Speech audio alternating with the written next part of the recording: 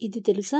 భారత స్వాతంత్ర చట్టం 1947 జూలై 18వ తేదీనే ఆమోదం పొందినా, ఆగస్టు 15న స్వాతంత్ర్యం ప్రకటించాలని అప్పటి భారత వైస్రాయ్ మౌంట్ బ్యాటన్ నిర్ణయించాడు.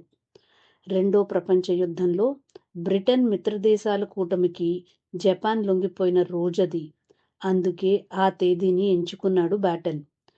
ఆగస్టు 15న భారత్తో పాటు మరో 5 దేశాలు స్వాతంత్ర వేడుకలు జరుపుకుంటాయి.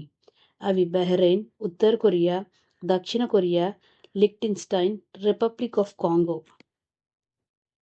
అమెరికాలో జాతీయ జెండా మాత్రమే కాదు, ప్రతి రాష్ట్రానికి, జిల్లాకి, టౌన్లకి, గ్రామాలకి కూడా ప్రత్యేక జెండా ఉంటుంది. వాటిలో తరచూ మార్పు చేర్పులు చేస్తూనే ఉంటారు. అందుకే అక్కడ జెండా డిజైన్ కంటూ ప్రత్యేకంగా వాక్సిలోలజీ అనే శాస్త్రమే ఉంది. అమెరికాలోని న్యూ హ్యాంప్షైర్లో తిరిగే చాలా కార్ల నంబర్ ప్లేట్లపై లివ్ ఫ్రీ ఆర్ డై, స్వేచ్ఛగా బతుకు లేదా చావు అని ఉంటుంది. అది ఆ రాష్ట్ర నినాదం. ఇంగ్లాండ్లో అదో పచ్చిక మైదానం.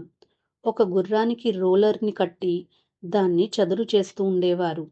ఓసారి ఆ రోలర్కి రిపేర్ వచ్చింది. దాన్ని మరమ్మతు చేయడానికి అవసరమయ్యే డబ్బు దాన్ని నిర్వహించే ఆల్ ఇంగ్లాండ్ క్లబ్కి లేదు. అందుకోసమే 1877లో తొలిసారి అక్కడ టెన్నిస్ మ్యాచ్ పెట్టారు.